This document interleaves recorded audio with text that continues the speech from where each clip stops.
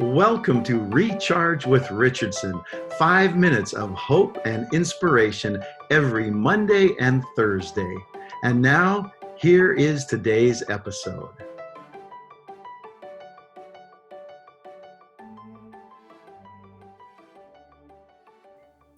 Hey everyone, welcome back to Recharge with Richardson. I'm Pastor Johnny, and I'm so glad you're here. Not sure how your day is going, if you're watching this in the morning or the evening, but I'm praying that your day gets better. I'm praying that wherever you're at right now, the trajectory changes from going down or neutral and goes up instead. Today, I want to talk to you about something that is very easy to overlook. It's found in the book of Daniel. And my title, I guess, if I were to title this, would be Love and Prophecy.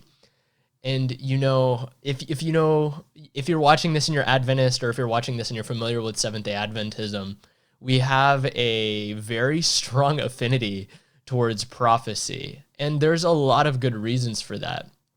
But I want to point something out in the midst of the giving of the prophecy that is very easy to overlook.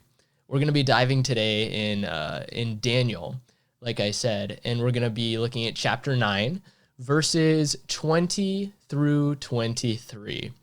So to paint the context of this passage a little bit, Daniel has been alive for a while. He has been interpreting a lot of prophecies with God's help. He has been given dreams, and there's a lot of things going on that are very disruptive to the Jewish faith and the Jewish identity within the realm of being God's people. So let me jump into verse 20 here. This is Daniel talking.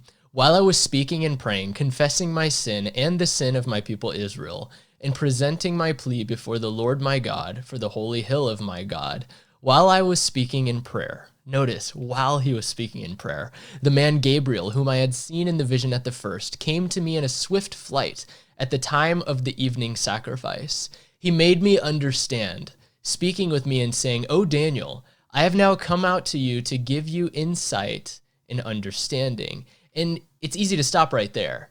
It's easy to just recognize that Gabriel, God has sent a messenger, the top messenger, Gabriel, to give Daniel insight and understanding. But that's not where this passage ends. It goes on. At the beginning of your pleas for mercy, a word went out, and I have come to tell it to you. And this is the part that just makes my heart melt. For you are greatly loved. Therefore, consider the word and understand the vision. Notice what prefaces the understanding of the vision, what prefaces all of the things that are to come, what prefaces the very reaction of the angel coming to Daniel's side is the reality that you are greatly loved. That's just astonishing. And it's so easy to read right over that when we're so excited to get to the prophecy, to get to what's going to happen, get to all these things. And God reveals those things, and he takes care of that. And he does that because he's good. But let's remember first things first. You are greatly loved.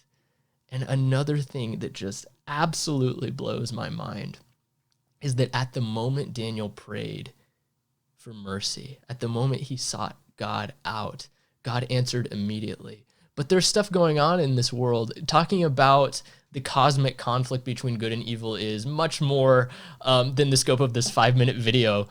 But suffice it to say that while you are crying out for justice, while you are crying out for God to help you in your pain, to get you out of that pain, to heal a sick loved one, whatever your cry to God is, take confidence. Through this narrative, we see that God hears and answers immediately, even if the results don't happen immediately. And the reason for that is the same thing that Gabriel told Daniel, because you are greatly loved.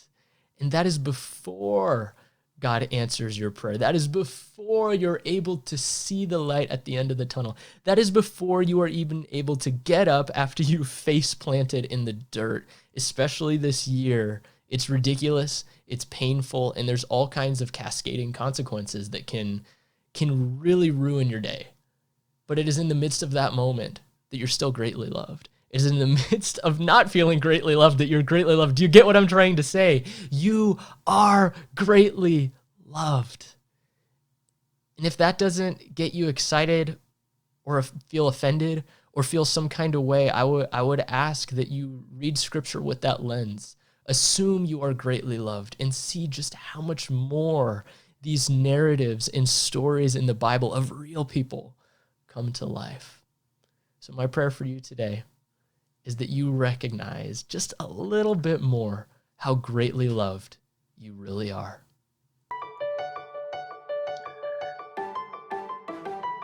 Thank you for joining us for Recharge with Richardson. Don't forget to join us for our next episode, and until then, may God fill you with joy and peace and hope.